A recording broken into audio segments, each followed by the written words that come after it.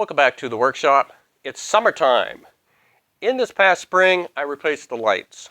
So the lights that were up here before were two T12 type light fixtures, probably from the late 60s when the house was built. They were nasty metal things. They got to the point when I turned the lights on, they wouldn't come on. I had to twiddle the lights a bunch. I got sick of it. There was a short I did on marking, different types of marking tools. That was done in the dark because these things wouldn't turn on. So I went ahead and replaced them. The one over here is about 5,500 lumens. That one's 4,500 lumens. I don't know how that's going to do for these videos, but it's great for working, especially for conservation work that I'm going to be getting into at some point from my museum conservation background, mainly furniture conservation, but I also do objects and other things as well. So that's the big changes that have happened. If you had seen the SunSphere video, that was the first video filmed under the new lights. But anyway, moving forward, we're going to talk about some of the next things going on here in the workshop. So after doing the SunSphere, I didn't have a big plan of what the next big project would be. I had thought about making a grist mill, making a small grist mill, actual functioning grist mill, with mechanical gears based on some of the work I had done last year on the Puzzle Box 5, the clock. I had thought about making some more puzzle boxes and sending them out as gifts. I had even thought about making puzzle boxes and selling them because I'm running out of room, and I would still like to make puzzle boxes, but I have nowhere to put them. So doing them for money may be the way to go.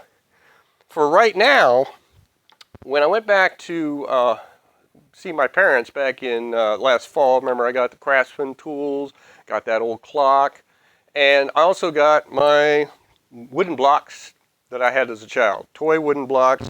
They had kept them all these years. My nieces are a little old for them, so they're like, here, have your blocks back.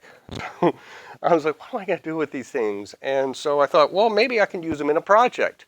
Maybe I could use them to maybe build things to replicate future ideas, but I don't like wooden blocks. These are probably from the 1970s, and so I'm going to guess they're pine blocks. They're all about 3/4 by whatever. They all have a width of about 3/4.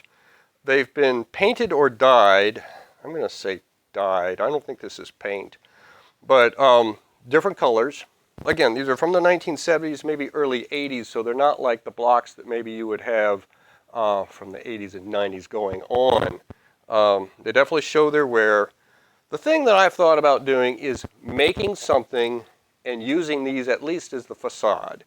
So making a puzzle box or a puzzle creation and then using these as the outside so it would look like it's made out of wooden blocks, but actually some of the tricks inside would be maybe pieces of birch plywood or something else, because I don't have enough blocks to do the entire thing.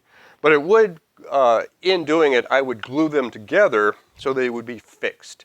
And so some might say, why do this at all? You could leave them loose, give them to your kids, well, I don't have kids or grandkids, so I'm kind of stuck with them, and I don't want to give them away. They're kind of old. But I'm thinking this might be a good use for them. So let me know what you think in the comments. And maybe stay tuned and see just what I do with these wooden blocks going forward.